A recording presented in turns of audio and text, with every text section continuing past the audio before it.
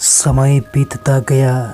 जो छोटे छोटे गांव थे बड़े होते गए। जो उनमें लोग रहते थे उनकी संख्या भी बढ़ती गई। लोगों को नई नई ज़रूरतें महसूस होने लगी।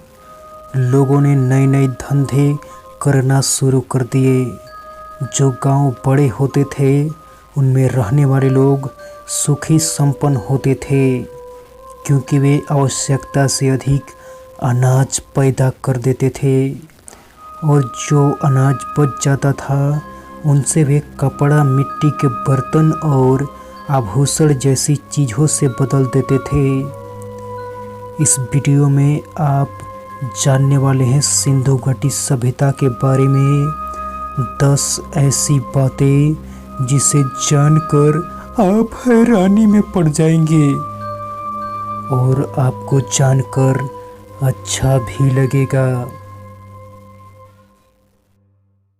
नंबर 10।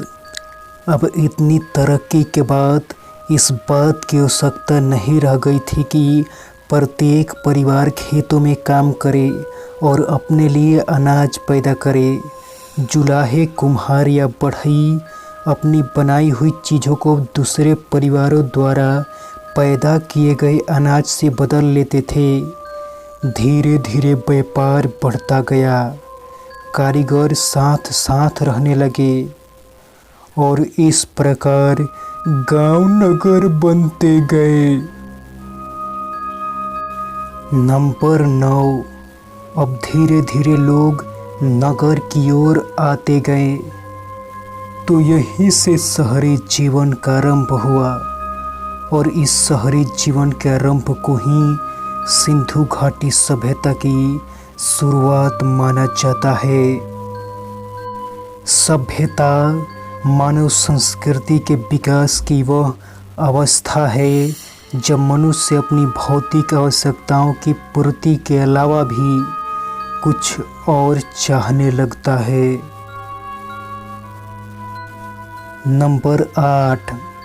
जब एक बार में लोग बहुत अनाज पैदा कर लेते थे तो बाकी का समय उनके पास खाली बीतने लगा। उनको सोचने के लिए और अपना जीवन स्तर सुधारने के लिए बहुत ज़्यादा समय मिलने लगा। तो लोग सोचने लगे कि क्यों ना कुछ लिखा जाए और इसी समय लिखने की शुरुआत हुई।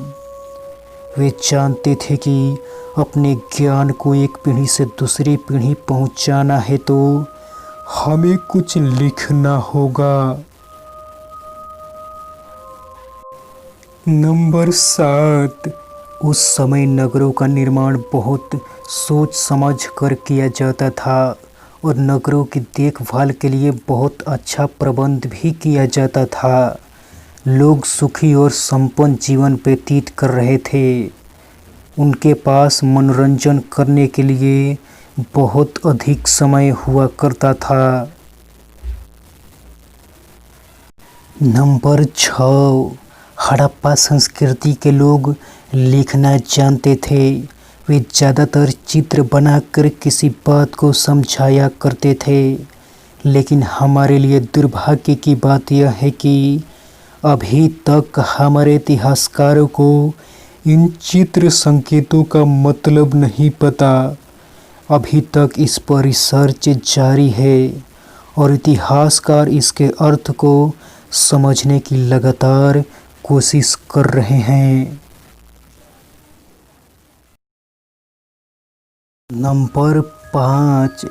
पिछले 40 वर्षों में पुरातत्ववेत्ताओं ने भारत के उत्तरी तथा पश्चिमी भागों में अन्य स्थलों की खुदाई करके सिंधु सभ्यता के नगरों से मिलते जुलते कई नए नगर खोज निकाले हैं।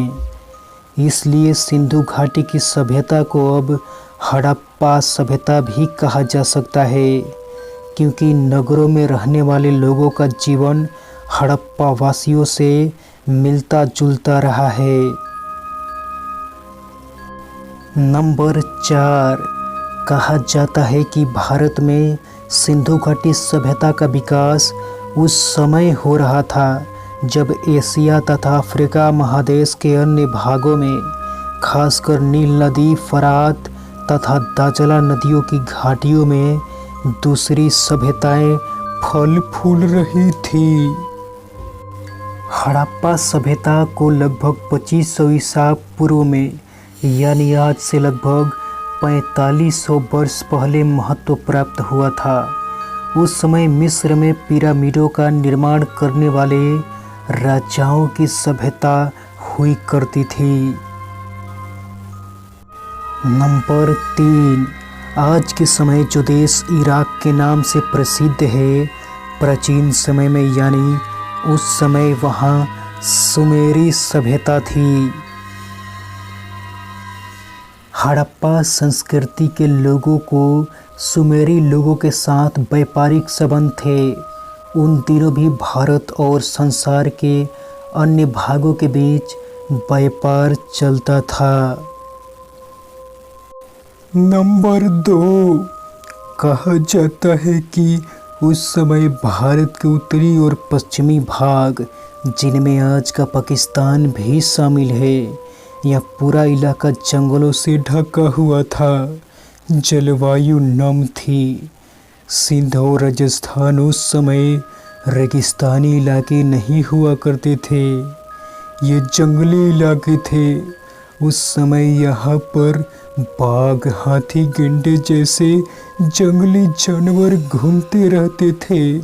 जंगली से मिलने वाली लकड़ी का इस्तेमाल भट्ठों में किया जाता था और मकान बनाने के लिए ईंटें पकाई जाती थी और लकड़ी से नौकाएं भी बनाई जाती थी। नंबर 1, उस समय की भूमि बहुत अधिक उपजाऊ थी। वे लोग जौ और गेहूं का बहुत ज़्यादा मात्रा में उत्पादन करते थे। खेतों में हल जोते जाते थे, इसलिए बहुत ज़्यादा मात्रा में अनाज पैदा होता था। गांव के लोगों को जितने अनाज की आवश्यकता थी, उससे अधिक अनाज पैदा किया जाता था। अतिरिक्त अनाज नगरवासियों की ज़रूरत के लिए शहरों में भेज दिया जाता था, जहां इसे खास तौर पर बनाए गए बड़े धान्यागारों या कोठरी में संचित करके रखा जाता था।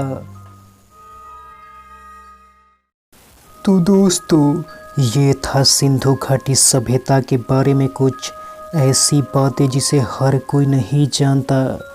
इस वीडियो को बनाने में बहुत मेहनत लगी है, इसलिए एक लाइक ज़रूर करें और आने वाली अगली वीडियो को देखने के लिए हमारे चैनल को सब्सक्राइब भी ज़रूर कर दें।